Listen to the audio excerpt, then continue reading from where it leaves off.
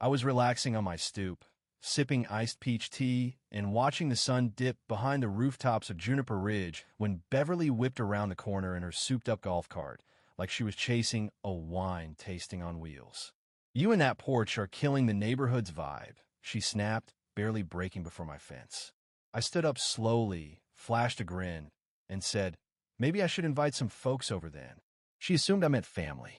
What I actually meant was the riding crew I do custom mechanical work for. They're the type of people who wear denim year-round and think loud pipes solve everything.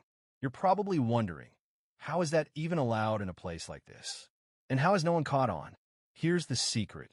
In neighborhoods like Juniper Ridge, people see what they want and ignore what makes them uncomfortable. Leather jackets? Tattoos? Women who own power tools? Not part of the HOA-approved dream. I didn't grow up here. I ended up in this cul-de-sac because my Aunt May left me her 2-bedroom bungalow and an overgrown herb garden. May had lived here for 34 years without so much as a whisper from the HOA. Me? I was in trouble before I even unpacked my second box. First came the email. "Your front sitting area lacks alignment with the community's visual standard." Translation: your stuff is ugly. I had a couple of thrifted wrought-tan chairs, a green table with a chipped edge, and a metal rooster wind chime.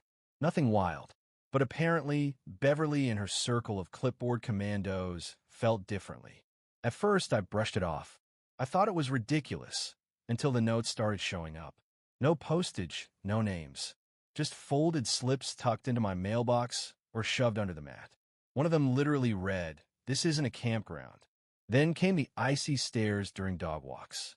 I felt like I was living in a dystopian version of a lifestyle magazine, one where smiling was suspicious.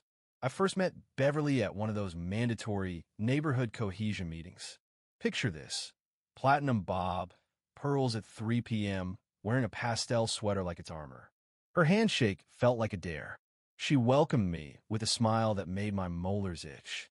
"We hope you'll help maintain the standards that make Juniper Ridge so special."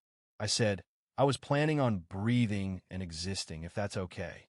She didn't laugh. That's when the real campaign began. Beverly started posting concerned photos on the community app. My porch, zoomed in like a wildlife documentary, captioned with phrases like, "Is this what we want representing our street?" One post even featured my tea mug. Caption: "Is this spiked?" Someone commented, "Shameful." She gave it a heart emoji. I didn't react. That's the thing with control freaks. They feed on resistance. So I waited. And while I waited, I started plotting. Let me be clear, I'm not reckless. I compost. I donate to the library. I even return carts to the corral. But I've spent years fixing motorcycles for everyone from retired Marines to nurse practitioners who ride on weekends. These people aren't outlaws. They're loyal and unforgettable. When they owe you, they show up. So, after a few texts, my weekend started booking up fast. But we'll get to that. The real tipping point was when Beverly showed up one afternoon, flanked by her 2 deputies, Maureen and Linda. Clipboard patrol. No knock, just a power strut up my driveway. "We've had complaints that your stoop is being treated as a hangout spot," she said. "Isn't that kind of what stoops are for?"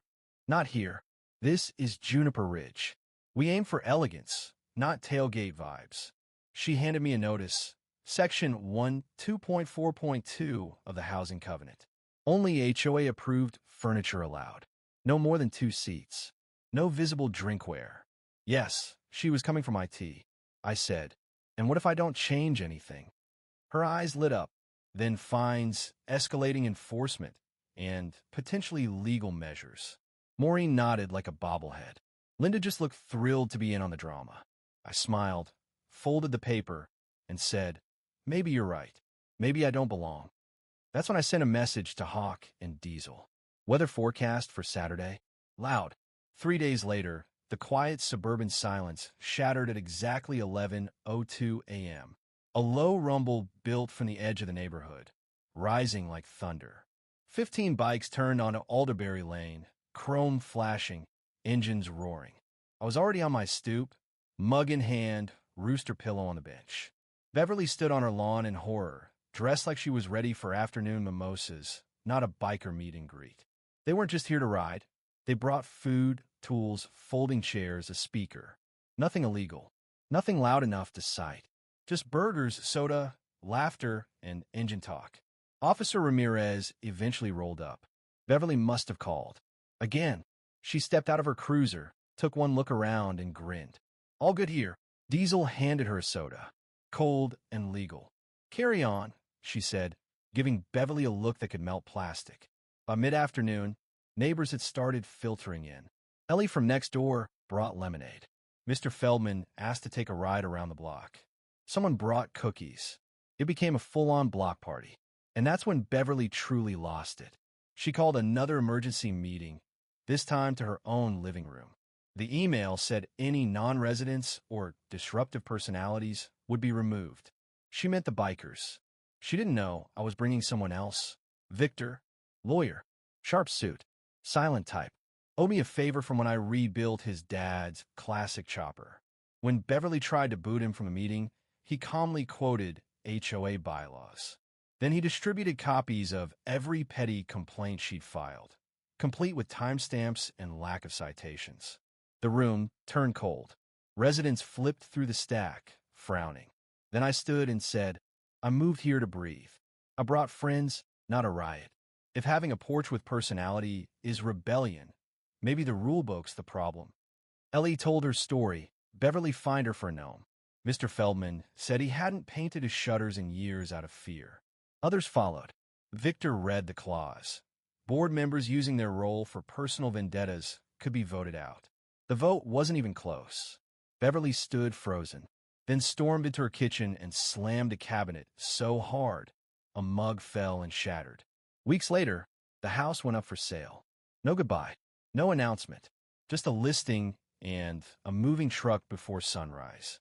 Now I sit on my stoop with my rooster pillow, sweet tea in hand. Ellie brings cookies. Big Mike rumbles by on his bike with a wave. Peace has returned. Not the forced kind, the real kind, the earned kind.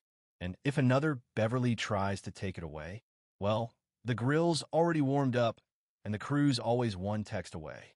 Turns out, all it took to break the suburban spell was a couple of revved engines, the smell of grilled ribs, and a porch that refused to be silenced. What started as a quiet act of defiance, a chipped coffee table, a rooster pillow, a mug of tea, ended up sparking something bigger. People began remembering what community actually feels like. Not rules and silence, but connection, laughter over fences, impromptu conversations on stoops, kids riding bikes without getting side-eyed for being too loud, folks waving again instead of peeking through blinds. It wasn't just about me and Beverly. It was about everyone who'd been quietly tolerating her reign of pastel terror for years. The ones who got fined for a lawn ornament, warned for a welcome mat, shamed for letting their personality show. And once they saw that someone could push back and win, something shifted. The HOA still exists, sure, but now it's run by a team of people who care more about actual neighborliness than color-coordinated flower beds. No more mystery notes, no more clipboard inspections. The new president? A retired teacher who believes people should be able to breathe without a permit. As for me, I'm still on that stoop most evenings. Same spot, same tea, same stubborn streak. The porch has a few more battle scars, but it also has more stories now. More visitors, more laughter, sometimes even a spontaneous jam session when Razor brings his guitar. And yeah, I still get letters. Not from the HOA, but from neighbors. Handwritten ones, thanking me for waking the place up, for reminding them that not every gathering needs approval, and not every rule deserves obedience. Beverly? Last I heard, she moved to a gated community across town. Word is, her new HOA already filed a complaint about her. Poetic, right? Anyway, if you ever find yourself in a neighborhood like mine, quiet, tight-laced, and tense, don't wait for permission to live. Drag your chairs out front. Pour yourself a drink. Laugh too loud, because sometimes all it takes is one porch to start a revolution.